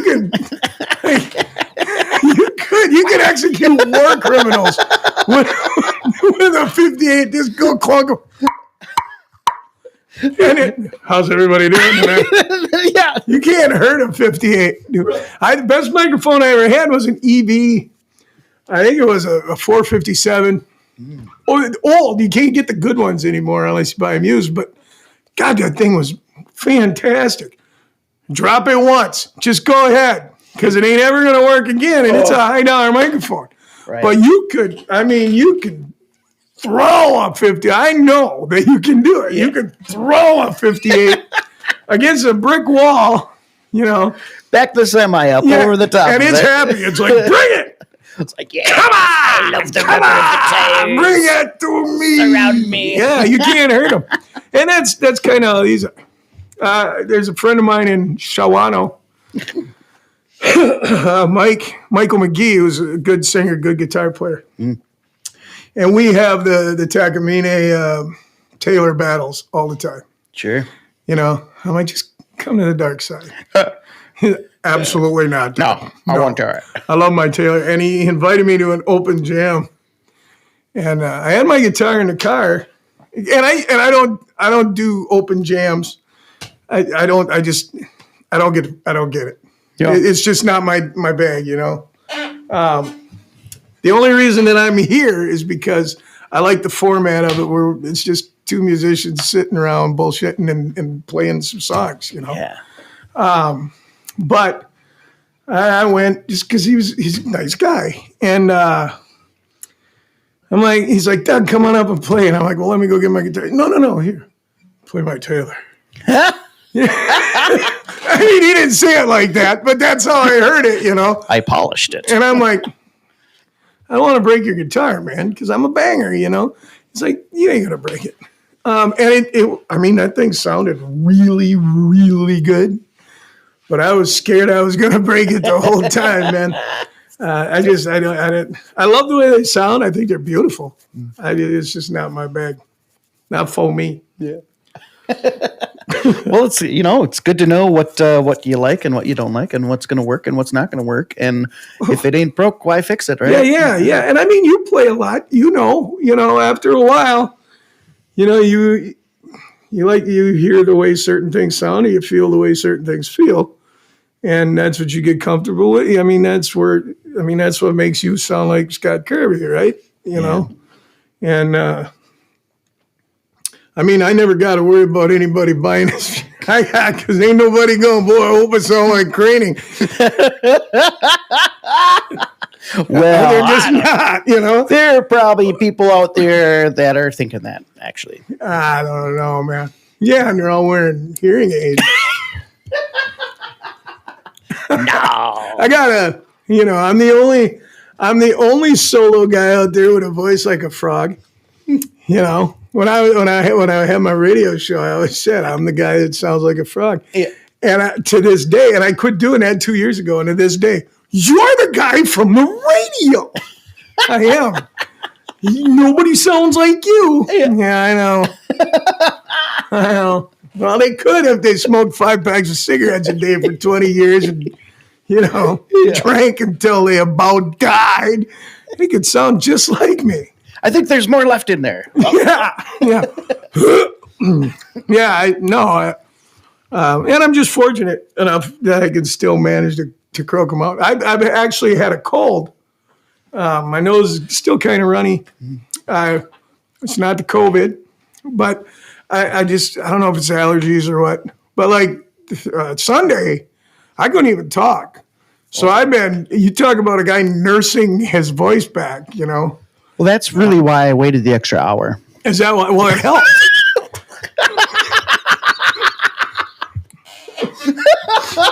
I really, Kirby, you got me covered like a blanket. Thank you, sir. We're on the level. Level on the level, bitches. Yeah, yeah. So, and I my whole life I battled with vocal issues. When I was younger, I didn't have monitors. When you can't hear yourself, you sing loud. Yeah. And I would sing, and I have witnesses to this. I would sing so hard as a kid 21, 20, maybe 21 to 24, my throat would bleed, and I would take Chloraseptic Oh yeah. and spray it in there to numb everything and just keep right on going. Yeah. Yeah. And then I don't think I was, I wasn't. I wasn't even 40 years old when I got the throat cancer, which was, everybody goes, well, did that get you to quit smoking cigarettes? My cancer wasn't caused by cigarettes. My cancer was caused by alcohol and vocal trauma. Sure. And so then, Wow. and they told me, because they took a tumor right off my vocal cord, and I had all the radiation and all that happy stuff. And they told me, you'll probably never talk again. And my voice came back different than it was. Personally, I like it better now than I did pre the trauma. It's just got, to me, if I'm listening to it, it's not so clean and coarse, boy, And then, not too many years later, I lost my voice for a year. Like, I could only whisper for over a year. So, Cool. How'd that go for you? well, it was horrible. It was terrible, man. You did a lot of private parties and supper clubs. I was a mime. You were a mime. Yeah, I was the world's only guitar playing, singing mime. Yeah. But no, because I had the cancer, if I got a vocal issue, I can call, and my specialist will take me in. And they're looking at me, and they're running, all the shit down my nose, and your orifices are covered, Right. and they can't find nothing, like nothing. And he's finally like, I don't know, Doug. I think you have thrush. Thrush? Yeah, which is like a yeast thing in your throat. Oh. Common with babies. I got no fucking thrush. Well, what had happened is, so at the time I was giving guitar lessons, I had like 50 students a week, and I was in a very small, probably a 6x10 room. And kids are purveyors of disease. Yeah. Yeah, they're like, if the rats wouldn't have brought the Black Plague, the children would have. I mean, kids carry funk. Yeah. And so I'm in this little tiny room, and I'm thinking that's where I'm getting it from. I'm getting sick all the time. Well, I'm sitting in there, and I'm teaching a student an E chord, and I'm like, do you smell that? Kid's like, no. I didn't fart. But it smelled like something rotten. Yeah. And next kid come in, I'm like, what is, and I'm checking my garbage. I could not figure out what it was. And nobody smells it but me. Pretty soon my nose, this nostril starts to run, and it's just gross. It's thick and gross. Yeah. And I go to the doctor, and I had an extremely bad sinus infection. Now, it went up, and it caused me to have an infection in my mouth, in the roof of my mouth. It was really, really bad. And so I'm on antibiotics. At the same time, I got an ear infection, which I get, since I was a little kid, I get an ear infection twice a year, spring and fall, and bronchitis, spring and fall. And so I got all this going on, And then the infections all went away, and my voice followed. And doctor couldn't find nothing. So I went down to the hippy dippy health store, Yeah. and I'm talking to the guy, and he's like, you been sick? Yeah. He goes, what kind of medicine they got you on? I said, well, I can't take penicillin, I'm on antibiotics and whatever. He's like, they gave you too many antibiotics. I'm like, yeah, okay, sunshine. You and your hippy dippy.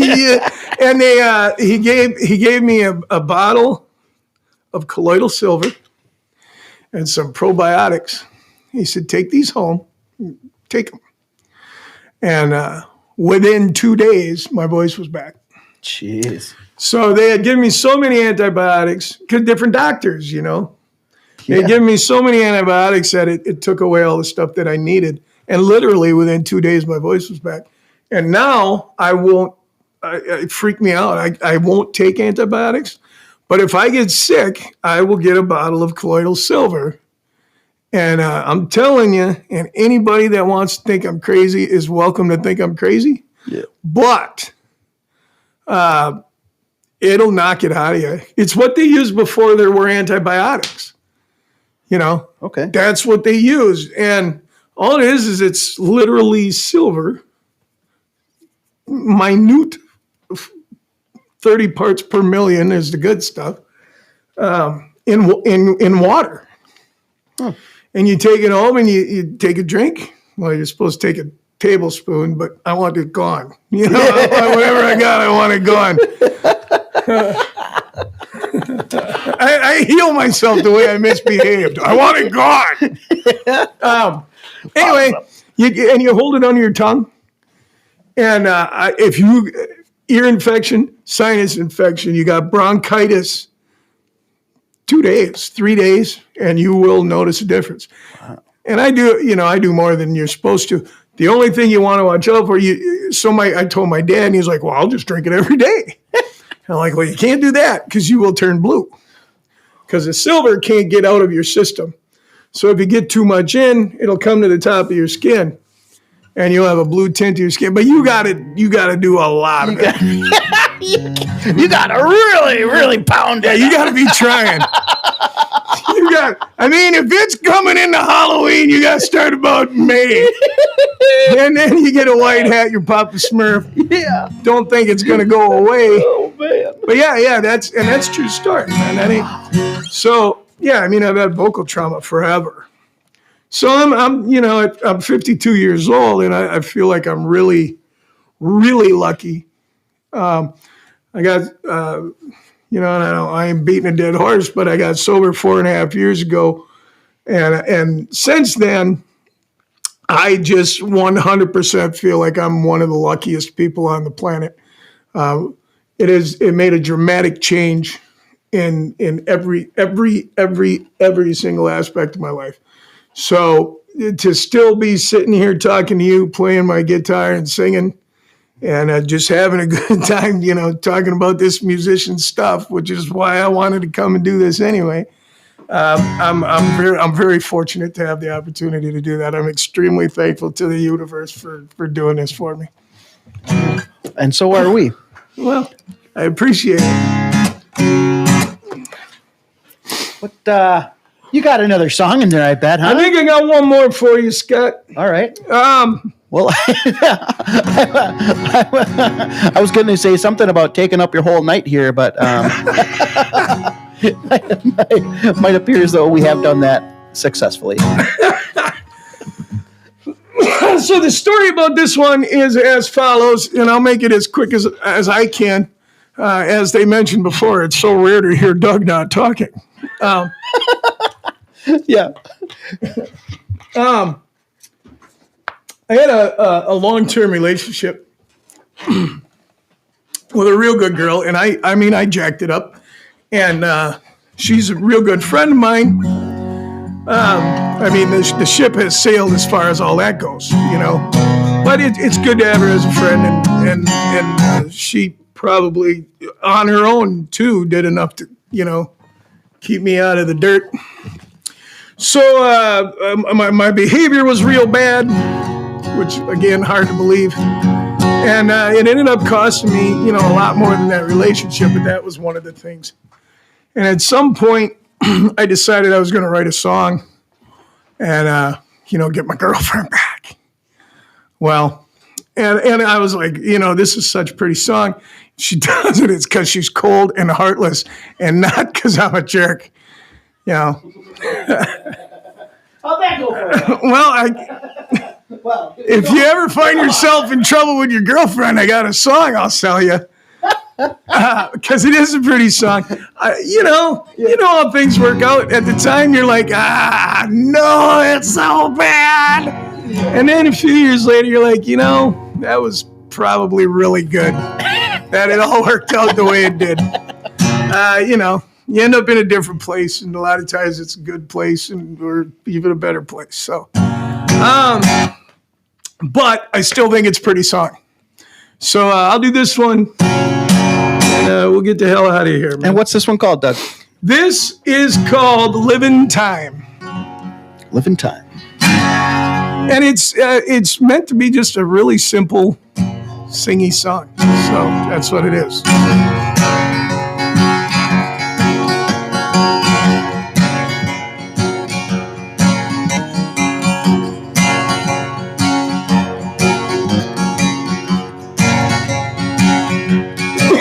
I said, lady, listen one more time to thoughts I'm thinking in my mind. Words will be so hard to find. I roll my reasons into rhyme.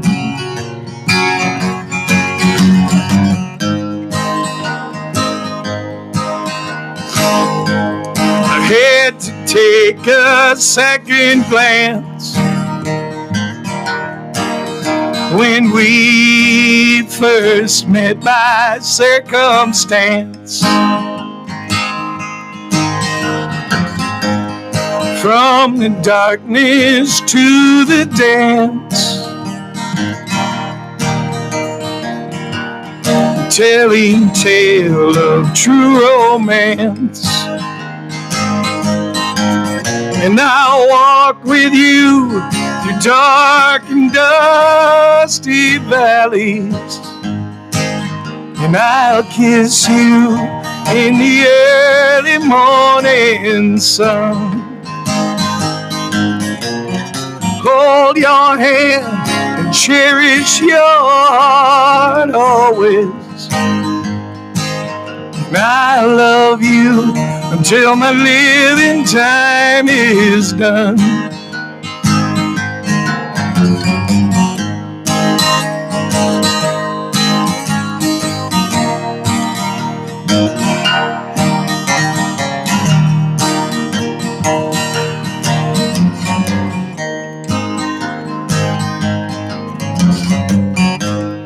Truth is plain and clear to see.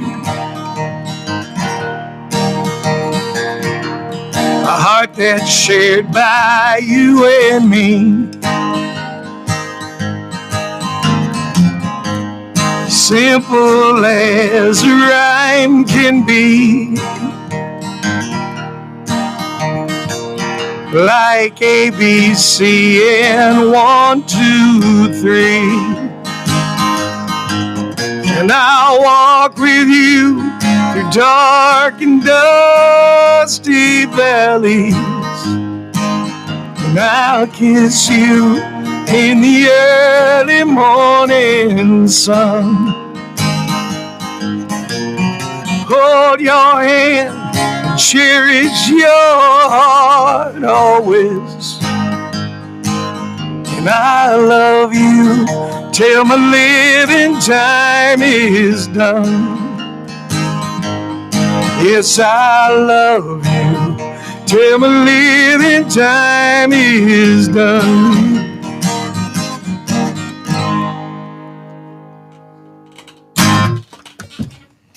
Awesome, awesome. As the old man would say, tunes by Doug. Tunes by Doug. Tunes by Doug.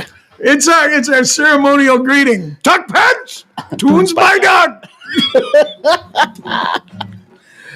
Well, man, what a treat it was. I'm hoping,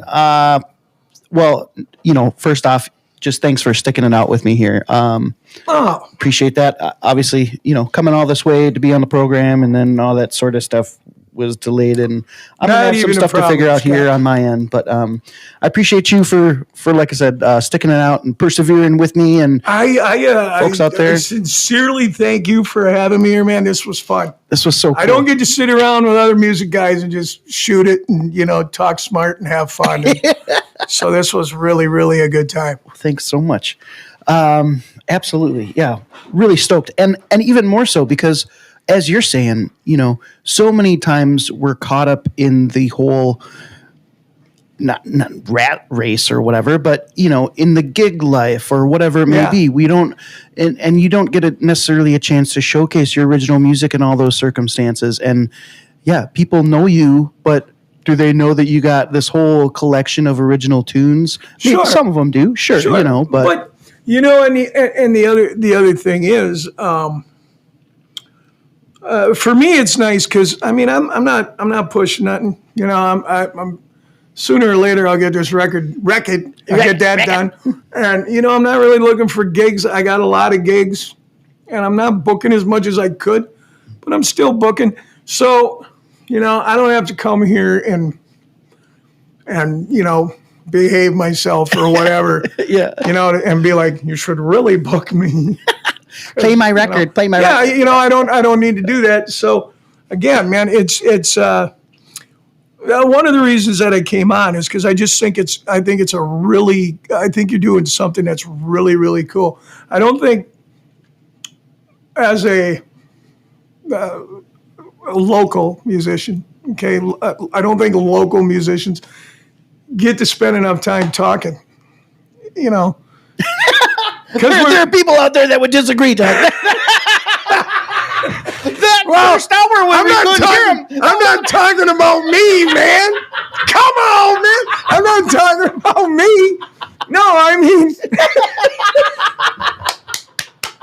I don't think people get to hear how they feel and what they think.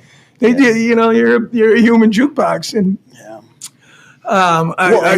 when you're standing there, you're like, geez, I better not, because that kills the vibe, and they don't want to hear it anyway. Right.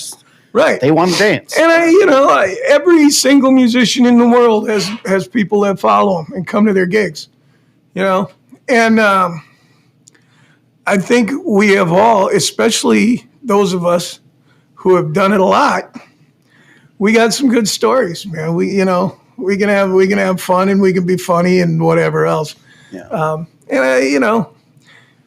I just think it's really cool to have that opportunity, and so I sincerely appreciate it, man. Thank you. Yeah, absolutely. Like I said, this, we got to jam down at the Rock at Merrill last summer, and it's a totally different bag, Yep. just like we're talking about. But this was a real treat for me, and I hope folks out there enjoyed it as well. Thanks for sticking with us, and have a great night. Be good to yourselves. Be good to each other. And buy Doug's CD when he puts it out. It ain't going to happen for a long time. Now, when it comes out, I'm going to give that son of a bitch away just to piss everybody off. Take my money. No, you keep it. No, keep your damn money, kid. Well, yeah. Well, we'll see if yours comes out or Tuck's comes out first. Oh, mine will be out before Tux. Come on. I've been waiting for his next CD since Moby Dick was Caviar, man. Oh, that's a new one. No, you did.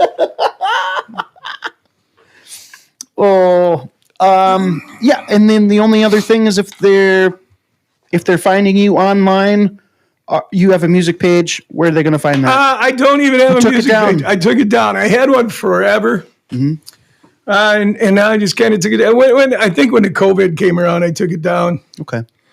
Especially at first, it was such a, do you play, do you don't? If you play, is everybody going to hate you? If you don't play, are they going to hate you? Yeah. So I think I just took it down, and I generally will post where I'm going to be. If you check out my Faceplant page. Okay. I usually give people a couple days notice anyway. Sure. Better than me. Usually, Scott. Not always. Not always. Cool. But usually I try and let people know. Yeah. But come on out and come up and talk. I like meeting people. Don't be a jerk. Don't be a jerk. Like right in the middle of the song, is that when I should come up, Doug? That's exactly. Yeah. You should come up to me right in the middle of a song, especially like if I'm singing something that's really hard to sing, some Uriah Heep or something. Yeah. Come up right in the middle of that and ask me, questions like, well, I mean, you know how it goes, right? Yeah, I do. Well, can't you just play it or something? No. Well, what songs can you play? What song would you like to hear? Do you know any Blake Shelton or something? No. Well, what do you know? Yeah, don't do that. Please don't do that. Oh, that'll be another story. That's what that'll be. That's a book right there, my friend. Well, what a treat, man. Well, I wish you all the best. So take care of yourself too, and safe travels on the way back home tonight. And I'm sorry we didn't get you out of here earlier, but I'm so grateful to have you here. I'm not mad. Appreciate you so much. Thank you, sir. Oh, and yeah, if folks haven't seen the Tuckumentary, they were asking about it the other week if it's available on YouTube. I'm trying to get it on YouTube. Here's what happened. I uploaded it to Facebook, which was no easy feat in and of itself. And then I went to put it on YouTube a few months ago, not even that long ago, when people started going, hey, you should put that on YouTube. Oh, yeah. And my computer says it's not a valid file. Oh. So I think what I had going on there, because I did an hour and a half documentary in 2 weeks. Yeah. Right. And so what I think I had going on there is there's probably some instability in the computer at this point. But sooner or later I will. I'm trying to get Facebook to, because I can download it from Facebook, but it doesn't come through in high def. It's real cloudy and foggy. So I don't know if I need a better internet connection or what I need. Because I got a pretty good internet connection, but there's got to be a reason. So I'm trying to get that figured out. Once I get it figured out, I'm absolutely gonna post it on YouTube. I'm gonna post it everywhere. All right. So yeah, cool. I'm actually pretty proud of it. It turned out really good. Yeah. A lot of good people involved in that. So that was fun. Yeah. It was stressful as hell, but it was fun. There could be a second one anytime soon. Huh? No, man. Take two. No, you do. You tell everybody I need that by Friday. It goes on in 3 weeks. I need it by Friday, and the week of where you got to have it on the air, they're still going, hey, I'll send you some stuff. So I was Friday morning. I was putting it together as this stuff was coming in. I'm like, well, I got this. This'll fit. Yeah. Oh, yeah. A labor of love. It probably doesn't even begin to describe. It's pretty entertaining, and that's not because of me. That's just because of all the people involved. Yeah. Yeah, it was fun. Yeah, I'm glad I did it. Yeah, right on, man. We are glad to, and I know he's mentioned it numerous times, but yeah, Tuck just thought that was the coolest thing. Yeah, well, that's good. That's cool. Right on. Well, hey, bye. Dominus ominous. Drive fast, take chances. 55's a drag. If they ask to see your license, they ask to shoot their gun.